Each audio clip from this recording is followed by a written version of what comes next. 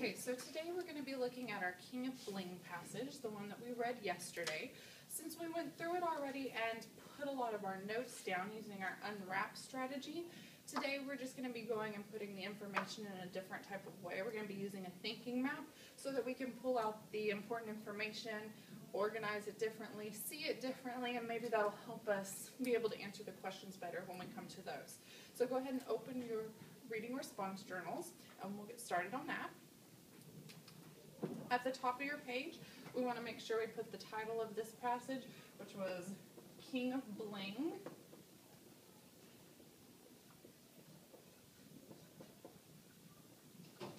Talking about King Tut. Okay, so when you have that all set up, what we're going to be doing today is, since there are 3 sections of this story, after the introduction, there are 3 sections, we're going to be putting the most important information from each section up here so that it makes it simpler for us to be able to see and to understand. So when we're looking at this passage, we had the 3 separate sections, which was treasures on tour, the afterlife, and protecting history. So we're going to go ahead and set up our page that way. We have places for all 3 sections. Let's see, we had treasures.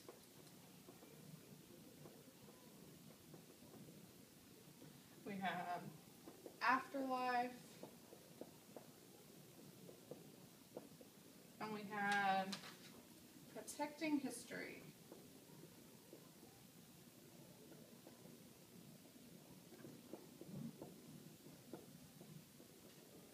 So for each section, we're just going to be pulling out 2 or 3 things that we can stick up here underneath it that will, that really, to summarize it, pull out the most important information. What exactly are we talking about when we talk about treasures? What exactly is this passage talking about when it mentions the afterlife? We want to be able to have those exact details of information that is most important. So let's go ahead and look at the treasures on tour. Now, we did our notes yesterday, so go ahead and tell me what were some of the things that you pulled out and put into your notes that you thought were most important. And there are a couple of vocabulary words in that section, so go ahead and remind me of what those were and what those mean. Good. Okay, so if we're talking about the treasures on tour, these are the things that tour around the country and go to the different museums. What things did it mention that we probably need to make sure to remember later on? Of course, we have our bling, the most important one because it relates back to the title of the story. So we have his necklaces, crowns, anything like that. Okay, good. Our second one, we have his chest full of jewels.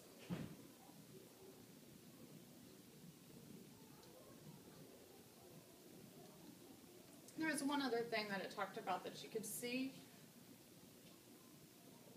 We have his golden throne. So if you go into the museum to see this exhibit, these are the things that you'll be able to see. Okay, let's go ahead and turn over to the section about the afterlife. I'm going to give you just 1 minute or so to talk with your partner and tell them compare your notes. See what y'all put, if you had the same thing, what is the most important part of this section of the afterlife?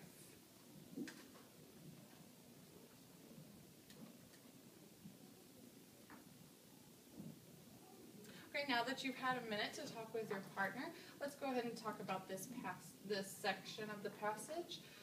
First of all, afterlife is one of the vocabulary words on there. How can we figure out what the word afterlife means? Okay, that's a good strategy to use the context word, use it in context, seeing the words around it. So doing that, we figure out that afterlife means life after death, or something that happens after you die. Good job to figure out use those context clues to figure out your answer.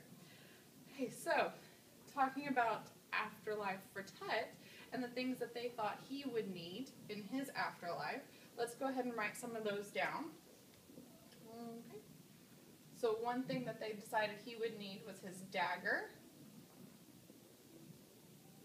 Now, why do you think they put the dagger in his tomb? Why would that be something to add? Oh, good. I like how you went back into the story and saw exactly. It tells you so he could fend off villains in the afterlife. So do you think that's a pretty common thing for people to add into their tomb? A dagger or some sort of weapon? Because if they believe that there's going to be something there to attack you, then they, of course, need something to defend themselves. So let's go into the next one. What else did it say?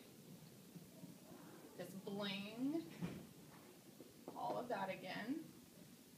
He didn't want to go into the afterlife without proving how rich he was. And number 3, let's say, oh, his liver. So that one's pretty interesting, and it doesn't really give us an exact answer. Why might someone take their liver into the afterlife? Okay, good answers. Now we go into our last section, the protecting history. So this section is mainly about what?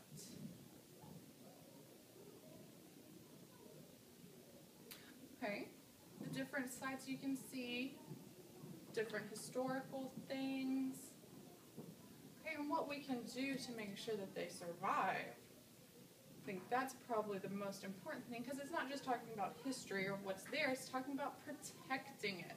Let's want to make sure that they are protected and they stay around. So what are some of the ways that they've been doing this to make sure the sites continue?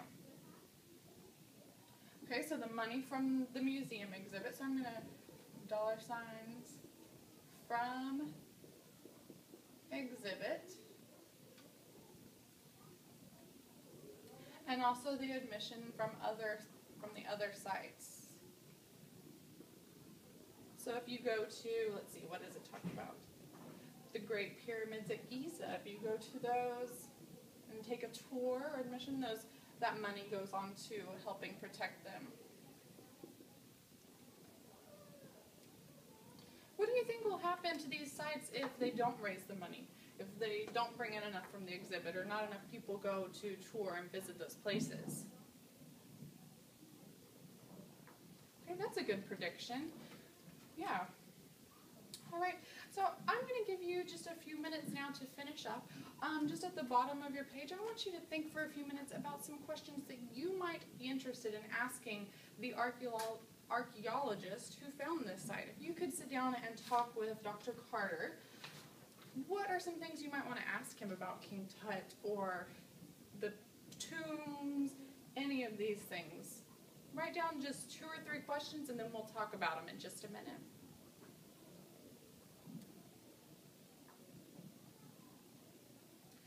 Okay, now that you have your questions, I want you to turn and talk with your partner.